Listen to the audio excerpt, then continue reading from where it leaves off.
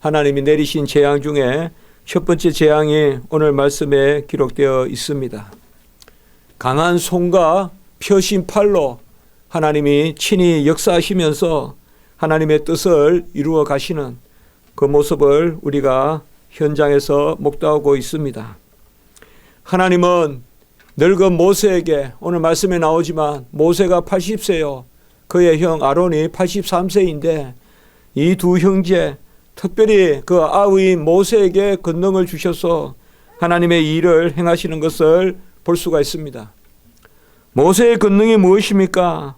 그것은 바로 하나님이 그와 함께 하시는 임마누엘의 하나님이 되신다는 것이고, 그리고 모세가 친히 하나님을 대면하여 하나님께서 모세에게 이르시되, 지난주에도 말씀을 보았지만은 계속 하나님이 모세에게 이르시되, 하나님이 모세에게 이르시되, 무슨 이적을 행하거나 기적을 행하거나 무슨 구름 불기둥이 움직일 때마다 이렇게 모세에게 이르시되, 바로 하나님이 모세에게 주신 특권은 다른 것이 아니라 하나님의 말씀을 모세에게 주셨습니다. 그리고 특별히 오늘 1절의 말씀에 보면 내가 너를 바로에게 신같이 되게 하였은즉, 이런 말씀이 나옵니다.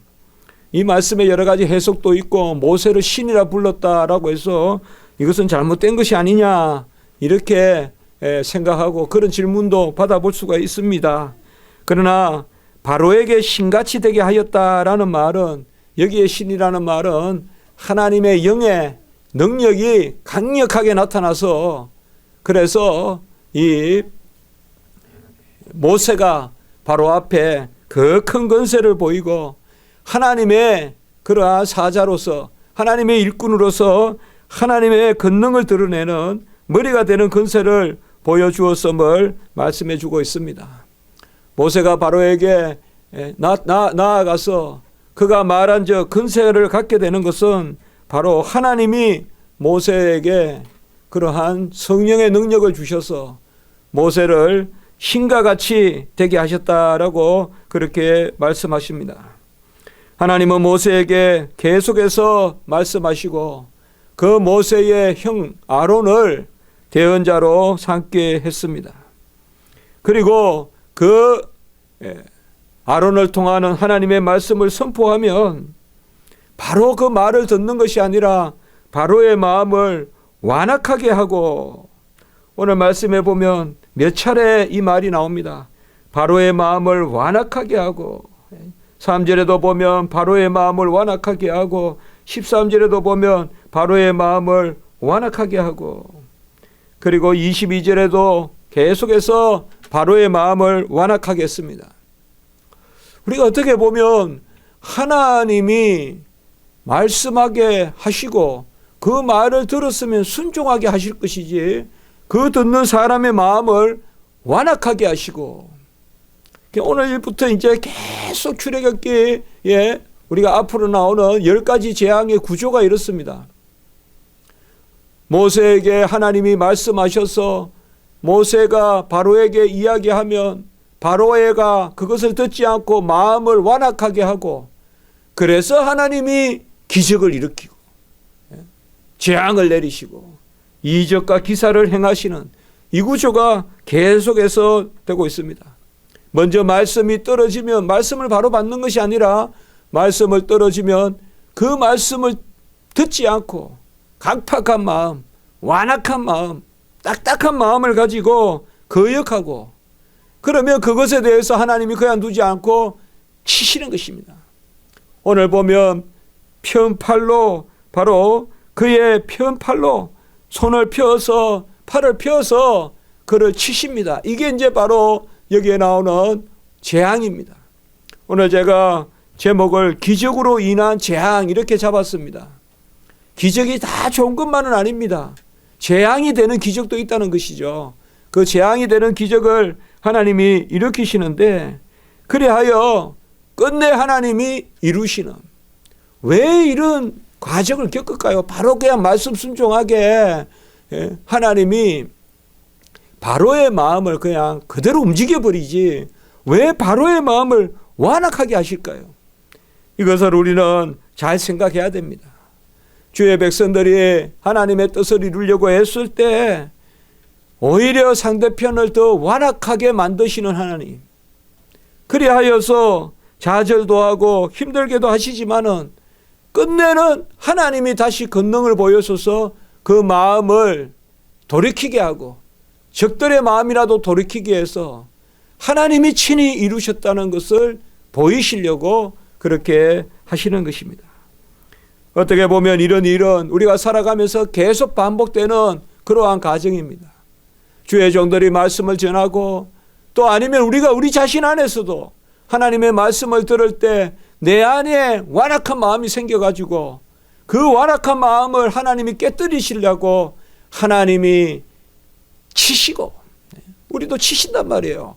우리의 그 완악함을 깨뜨리려고 치시고, 그래야 우리를 돌이켜서 끝내는 하나님 앞에 두 손 들고 영광 돌리고 바로가 끝내는 여호와의 그 권능을 인정하고 이스라엘 백성을 내보내듯이, 이런 것을 우리가 잘 생각해야 됩니다. 너무 영적인 해석을 해서는 안 되지만은 출애굽기나 이런 말씀을 우리가 볼 때는 나에게 일어나는 일로 내가 내 속에 바로가 있다는 걸 아셔야 된다는 거예요. 우리 속에 바로가 있어서 하나님의 말씀을 들으면 내 마음을 완악하게 하고 그 말씀을 거역하고 그때 하나님이 나에게 징계하시고 치시고 그래야 다시 돌이키는, 끝내는 나를 완전히 버리기 위해 하신 것이 아니라 다시금 돌이키시려고, 오늘 이 말씀을 우리가 잘 살펴봐야 됩니다. 과연 하나님의 뜻은 완전히 그냥 애국 백성은 없애시고 이스라엘 백성만 살리냐, 그거보다 한 단계 더 나아가는 것을 우리가 볼 수가 있습니다. 하나님이 이 큰 일을 왜 이루십니까? 오늘 4절의 말씀에 보면 내 군대 내 백성 이스라엘 자손을 그 땅에서 인도하여 내게 합니다. 16절에도 내 백성이다 이렇게 나와 있습니다. 하나님이 이 일을 행하시는 목적은 첫 번째로 바로 내 군대 내 백성 이스라엘 자손을 구하시기 위한 것입니다. 하나님이 어떻게 행하시든 간에 하나님의 뜻은 언약의 백성, 그가 정하신 그 자기 백성을, 이스라엘 자손을, 특별히 하나님이 이스라엘이라고 부른 것 전에 이야기했어요. 이스라엘이 누굽니까? 바로 야곱이 약복강에서 기도하여서 하나님이 뼈가 빠지게 기도하니까 하나님이 져주셨어요. 그래서 이스라엘은 하나님과 겨루어 이긴 자란 뜻입니다. 그것은 하나님이 능력이 없어서 져주신 것이 아니라 하나님은 자기 백성이 기도하고 매달리면 하나님은 져주신다 이 말이에요. 져주시는 하나님, 응답하시는 하나님. 그래서 오늘 여기 5절에 말씀하고 있는 것입니다. 이스라엘 자손을 바로 하나님이 건져내기 위하여, 4절에도 내 군대 내 백성 이스라엘 자손을 건져내기 위하여 하나님이 이렇게 하시는 것입니다. 그 첫 번째 목적은 바로 하나님의 자녀들을 구하기 위한 것입니다. 그거는 당연한 하나님의 일이겠죠. 16절에도 말씀해 보면 그에게 이르기를 히브리 사람의 하나님 여호와께서, 자주 우리가 이 출애굽기에 또 중요한 단어가 이 히브리인이거든요. 히브리인. 우리가 앞부분에서도 봤잖아요. 모세가 히브리인의 아들이다. 바로의 그 공주의 아들이라 칭함을 받지만 히브리 사람이다 이렇게 불리잖아요. 모세가 히브리 사람이다. 오늘도 여기 말씀해 보면 히브리 사람의 하나님 여호와. 히브리란 말은 우리가 정확하게 어디서 나왔다고 알 수는 없습니다. 물을 건넜다는 뜻일 수도 있고 옮겼다는 뜻일 수도 있고, 그러나 히브리 백성, 히브리란 말의 시작은 아브라함에게서 시작됩니다. 아브라함 이전의 사람들은 히브리 사람이라고 안 합니다. 아브라함, 이삭, 야곱으로 내려오는 아브라함 때부터 히브리 사람이라고 불립니다. 이 아브라함이 갈대와 우르에서 하나님의 명령을 쫓아서 가나안 땅으로 옮겨오잖아요. 그래서 히브리인들은 어떻게 보면 하나님의 뜻을 쫓아 하나님의 땅에 정착하는 사람, 이 땅에서는 나그네로 돼 하나님이 지정한 땅에 머무는 사람, 그 사람들을 우리가 히브리 사람이라고 할 수가 있어요. 의미적으로는. 그래서 하나님은 바로 내 하나님, 내 백성, 우리 하나님은 그의 백성 이스라엘 자손 히브리인들을 구하기 위하여 이 일을 이루시는 것입니다. 그런데 우리가 잘 알 것은 하나님의 뜻은 여기에 그치지 않습니다. 그냥 히브리인을 구하려면 그냥 바로와 그의 군대를 그냥 없애버리면 되잖아요. 그럼 끝날 거 아니에요. 그러나 여기에 깊은 하나님의 뜻이 있습니다. 오늘 5절의 말씀을 보세요. 내가 내 손을 애굽 위에 펴서 이스라엘 자손을 그 땅에서 인도하여 낼 때에야 애굽 사람이 나를 여호와인 줄 알리라. 여기에 우리가 좀 주목해 봐야 됩니다. 애굽 사람이 하나님을 여호와라고 알 필요가 있겠어요. 이방인들인데. 그러나 여기에 하나님의 큰 뜻이 있습니다. 하나님은 이방에서도 하나님의 영광이 드러나기를 원하시는 그러한 하나님이시란 거예요. 끝내 이러한 말씀이 신약 시대에 이제 막힌 담이 허물어져서 이스라엘 백성뿐만 아니라 오늘날 우리에게도 외인되고 나그네 된 우리도 하나님을 믿잖아요. 우리는 혈통상 육체적으로 이스라엘의 후손이 아니잖아요. 우리는 히브리 백성이라고 불리지 않잖아요. 우리 조상들이. 그러나 여호와께서 이스라엘의 자손을 인도하여 낼 때 이러한 기적을 통하여서 애굽 사람들이 여호와를 알게 하시려고, 애굽 사람들이 여호와를 알게 하시려고, 물론 그들이 믿게 되는 것은 아니지만 하나님의 뜻은 알 수가 없는 거예요. 하나님의 뜻은 알 수가 없는 거예요. 어쨌든 하나님은 이방 족속에서도 그들이 여호와를 인정하게 만드시려고 하나님은 기적과 이적들을 보이는 것입니다. 3절에 보면 바로의 마음을 완악하게 하고 내 표징과 내 이적을 애굽에서 많이 행할 것이다. 왜 완악하게 하고 또 치고 또 완악하게 하고 또 치고? 이걸 우리 자신에게 적용해 보면 내 안에 바로가 있어요, 여러분들. 내 안에 바로가 있다 이 말이에요. 우리는 모세의 자리에도 서야 되지만 물론 바로의 자리에 서란 말은 아니에요. 그러나 내 안에 끊임없이 완악한 딱딱한 굳은 썩은 옥토 같은 마음이 아니라 완악하다 말은 영어로 hardness라 그래요. 딱딱함. 그렇게 번역되어 있어요. 영어로 해보면. 그러니까 hardness of heart. 마음의 딱딱함이 우리 안에 다 있어요. 이게 흐느흐느해지고 썩어지고 말씀이 떨어져야 되는데 그 애굽의 마음을 완악하게 하고 그리고 하나님이 이적을 표징을 기적을 행하셔서 그 마음을 다시금 돌이키게 하는 것은 그래하여 바로에게 이러한 재앙을 내리는 것은 그들이 나를 여호와로 알게 하려 함이라. 이 목적이 있다는 것을 우리는 생각해야 됩니다. 물론 당장 니느웨와 같이 애굽에 하나님을 믿는 그런 역사가 일어난 것은 아닙니다. 니느웨 성과 같이. 그렇지만은 하나님의 뜻은 분명히 있는 것입니다. 그의 오묘하심과 그의 막혀가심을 우리가 다 헤아릴 수는 없는 것입니다. 하나님은 손을 펴실 때 보통 우리는 하나님이 손을 펴신다 이렇게 이야기하면 두 가지로 생각할 수 있어요.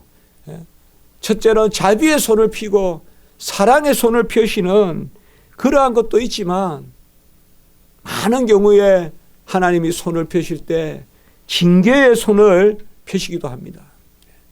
혼을 내시려고 해초리를 드는 그러한 징계의 손을 펴기도 하시는 것입니다.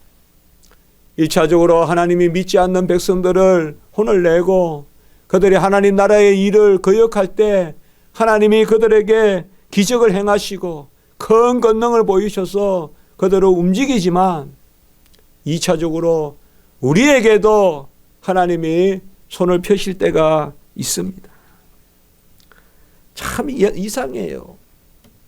감사할 때가 경건하고 감사할 때가 하나님의 돌보심이 있어요. 그런데 뭔가 불평이 있고 힘들고 이러면 참 그때가 조심해야 될 때예요. 우리가 불평이 있고 힘들고 이러면 하나님이 즉시 우리의 불평과 힘든 것을 도와주실 것 같지만 간혹은 그 불평이 하나님이 기뻐하시지 않는 불평일 때 하나님은 더 우리를 힘들게 하실 수도 있어요. 감사할 때 더 감사하게 하시고 불평할 때 더 불평하게 하신다고요. 내가 만족하지 못하고 자족하지 못하고 내가 마음을 꽉 닫아 놓고 있고 내 마음을 딱딱하게 한 채로 하나님 빨리 나를 안 고쳐주십니까? 그게 아니란 말이에요. 하나님은 펴신 손을 가지고 계신데 왜 하나님은 내가 이렇게 힘들고 내가 요새 즐거움이 없고 내가 삶에 힘들고 지친데 하나님은 왜 즉시 나를 즐겁게 안 하느냐?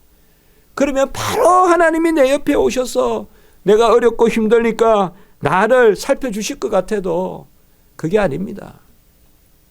우리의 마음이 딱딱하게 되고 완악하게 되었을 때는 아주 그럴 때는 우리가 두렵고 떨림으로 기도할 때가 있어야 됩니다. 기도해야 됩니다. 하나님의 편손으로 징계의 손으로 우리를 하나님이 선한 의미에서 손을 펴서 우리를 치실 수도 있는 거예요. 그 치는 것이 어떤 모양으로 꼭 무슨 질병으로만 친다. 뭐 그래서 재산이 없어져서 친다. 일이 안 돼서 친다. 사고가 나서 친다. 너무 그렇게 볼 게 없어요. 너무 그렇게 볼 게 없어요. 하나님이 치신다는 말을 너무 그렇게 심각하게 생각할 필요 없어요. 꼭 무슨 꼬꾸라져야 치는 거고 꼭 무슨 사업이 망해야 치는 거고 그게 아니에요.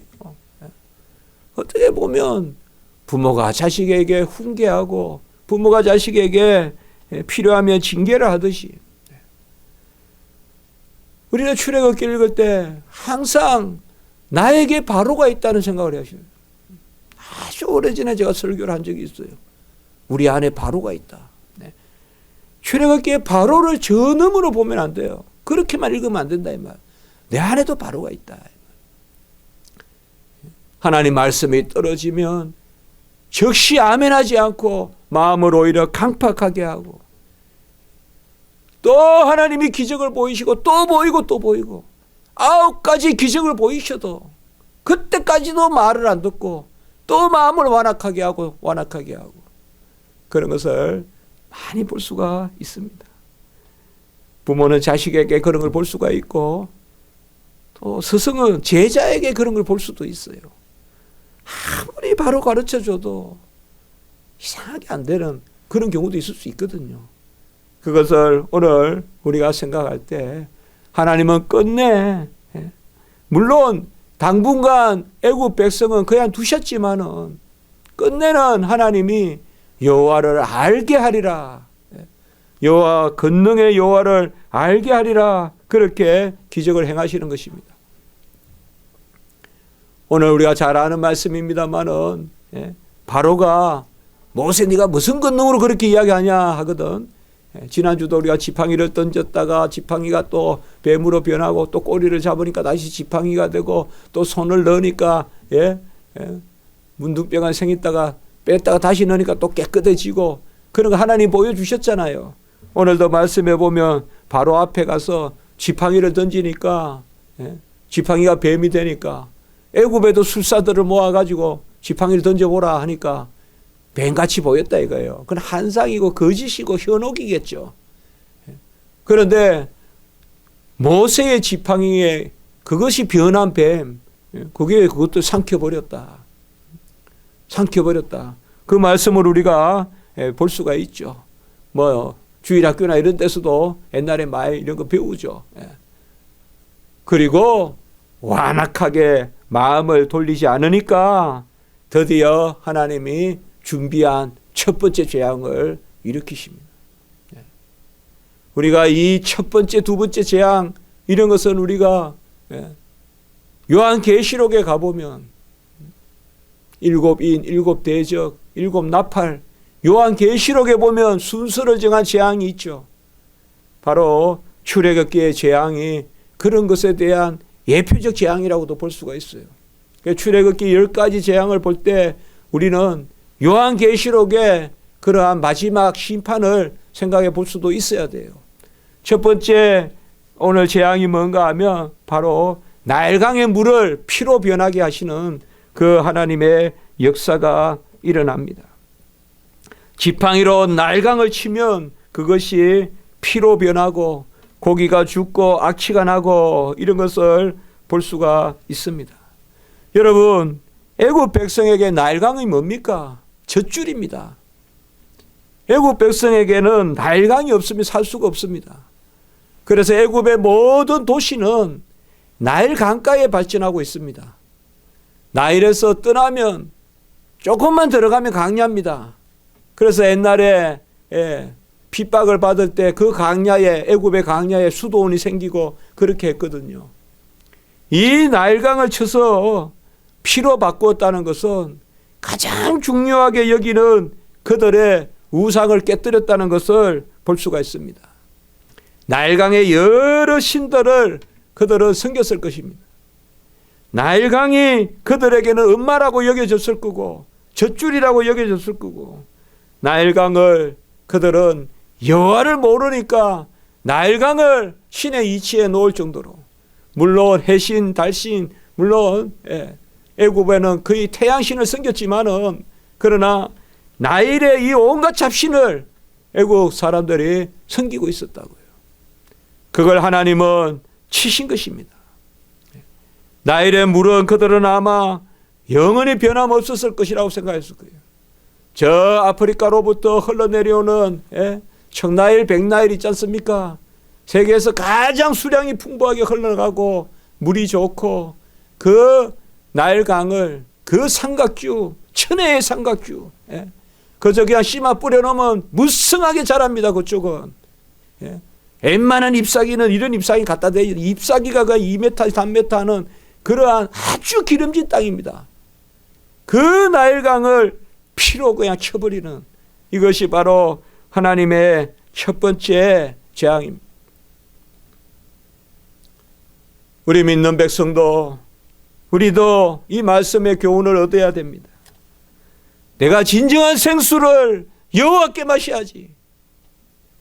내가 여호와를 멀리하고 세상의 근원을 찾아가. 에레미야서에 나오지만 터진 웅덩이에 가서, 터진 웅덩이에 가서 선지자들이 말씀하셨지만은, 우리가 웅덩이를 파는데 그 웅덩이는 터진 웅덩이다.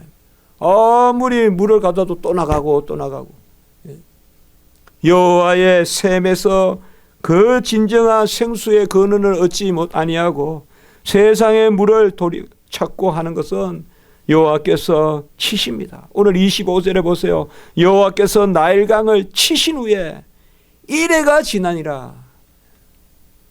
이래라는 말은 완전히 그냥 이 물을 7일 동안 했다는 것은, 성경에서 7일 동안이라는 것은 그냥 완전히 물을 죽여버렸다는 거예요. 물을 죽인 거예요. 물을 죽이니까 생물이 죽고 또 물이 피로 변하니까. 그러니까 그들이 우물을 파는데, 생각을 해보세요, 여러분. 나일강을 대체할 우물을 어떻게 파겠어요, 사람이? 우물을 파봤자 얼마나 파겠어요? 나일강이 나쁜 게 아니죠. 나일강을 주신 하나님을 멀리하고 나일강을 섬기면 나쁜 거죠. 나일강이 나쁘지 않죠. 한강이 나쁘지 않죠. 그러나 한강을 주신 하나님을 인정하지 아니하고 여호와를 인정하지 아니하고 한강을 믿고 한강을 섬기면 그것은 하나님이 기뻐하시지 않죠. 저 한강을 피로 물들이고 어디에서 물을 파서 물을 얻을 수가 있겠습니까? 오늘 말씀을 통하여서 우리는 어떻게 보면 악순환의 고리를 하나 발견합니다. 여호와가 말씀하실 때 완악한 마음을 가지면 그 완악한 마음을 하나님이 편손으로 치시고 끝내는 다시 돌이켜 여호와를 인정하게 하는 이러한 영역들이 우리 가운데 계속해서 일어나고 있습니다. 이 땅에 우리는 여전히 불안한전하기 때문에 그런 것입니다. 이를 놓고 우리가 기도하고 우리는 무엇보다도 하나님이 우리에게 주시는 것을 여호와가 주시는 것을 인정하고 가장 내가 귀하게 여기는 것은 여호와께서 주신 것이라는 것을 인정하고 가장 귀하게 애굽 백성들이 섬기는 그 나일강을 바로 하나님이 주신 것이라는 것을 그들은 여호와를 알지 못하니까 아무리 여호와가 말해도 기적을 보여도 여호와를 알지 못하니까 그래? 그럼 알 때까지 내가 해보겠다. 여호와를 알게 하리라. 이적과 기사를 통하여 여호와를 알게 하리라. 이렇게 말씀했습니다. 우리가 아까도 말씀드렸지만 어렵고 힘들 때 그때 근신해야 됩니다. 그때 더욱 기도해야 됩니다. 우리 교회도 더욱 기도하고 우리 가정도 더욱 기도하고 즉시 하나님이 내가 어렵다고 즉시 와서 조금 상처 있다고 반창고 붙여주고 무슨 약 발라주고 안 하십니다. 그렇게 하실 때도 있습니다만은 그러나 우리가 어렵고 힘들 때 간혹은 내 마음이 강팍한 것은 아닌지 내 마음이 완악한 것은 아닌지 그것을 잘 생각해 보고 내 마음을 속히 돌이켜서 여호와 하나님을 인정하고 여호와께 맡기면 여호와께서 기뻐하심으로 우리에게 손을 펴시되 속히 은총의 손을 피시는 그러한 은혜가 있을 줄을 믿습니다. 기도드리겠습니다. 거룩하고 자비로우신 하나님 아버지, 첫 번째 재앙을 통하여서 가장 귀하게 여기는 나일강을 하나님이 치시고 그 나일강의 물을 피로 변하게 하심으로 온갖 썩은 것이 양동하고 생명의 젖줄이었던 그 강이 죽음의 아버지여 구덩이가 되는 그 말씀을 오늘 보았습니다.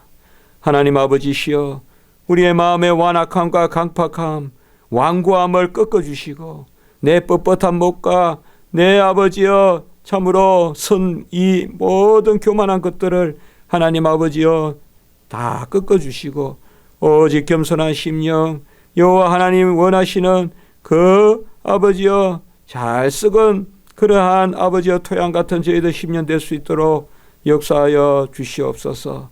예수님의 이름으로 기도드리옵나이다. 아멘.